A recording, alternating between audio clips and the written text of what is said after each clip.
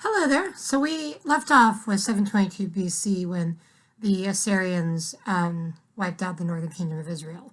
So all we got left is the southern kingdom of Judah now. Assyria is coming to threaten them. Chapter 18, Hezekiah will have none of it. Hezekiah is one of those kings that is doing just like his father David, just like he's supposed to be doing, following God with all of his heart. He does have some moments where he's not making the best decisions, but mostly he does a pretty good job, including he builds some tunnels that you can still walk through in Israel to this day, which is pretty fascinating. At any rate, Hezekiah reigned over Judah for 29 years, talks about his politics, his achievements, all the things he was able to do. It talks about the threat coming down from Assyria and how the enemies were appealing to, he was appealing to the people directly. Hezekiah's men were talking to them, and there's just this whole thing where they talk about that. Chapter 19, God delivers Jerusalem from Assyria. Hezekiah takes the threats, all of the Sennacheribs,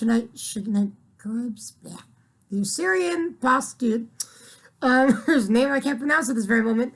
Anyway, he has all these threats, and he writes this whole letter of things to Hezekiah. It's like, who are the gods of all these other places have ever been able to take care of, wipe me out? Well, all those other places had false gods. Israel has the one true God, so yeah, he's going to take care of them.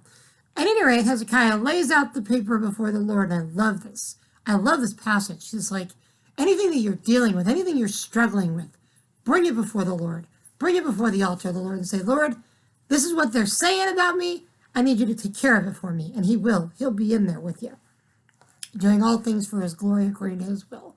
May all things be according to his word and truth, but also may you be blessed as you follow him. And then, of course, he speaks all these things about the king of Assyria. The king of Assyria has his army pretty much wiped out. Not sure how that the angel of the Lord came in and wiped out a whole lot of Assyrians one night. It's pretty crazy. And then he goes back to Assyria and gets assassinated, so there's that. God defends Jerusalem again. Chapter 20, a little mysterious passage about Hezekiah getting really sick and asking the Lord to extend his life, and he does. Then there's a whole sign of that. Then there's this whole reception of the Babylonian envoys at the end of chapter 20, which is a little strange that Hezekiah would take the Babylonian ambassadors and show them where all the fancy stuff is. I mean, they're not even hidden. It's just like, this is all the stuff we have. All the gold, all the silver, all of our wealth. Look at all this stuff. And God's like, he sent this message to Isaiah, why did you do that? Why would you show the enemies of Israel where all the good stuff is? We know that's not a good strategy. Don't do that. And then we get to the end of chapter 20. But anyhow, it's an interesting message, Hezekiah. You could really teach a whole sermon or two about his life and just how it shows us, how we should respond to God, but also how we need to be watchful and wise in all of our doings.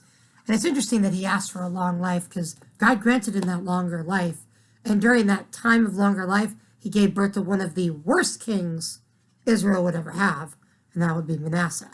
Chapter 20 tells you all about how horrible he was. And then the 2-year king Amon after Manasseh, one of Manasseh's surviving sons, because one of Manasseh's sons he sacrificed to a god, not the right one. Anyway, so don't do that. So that is the end of chapter 21. We'll finish up 2 Kings later. God bless.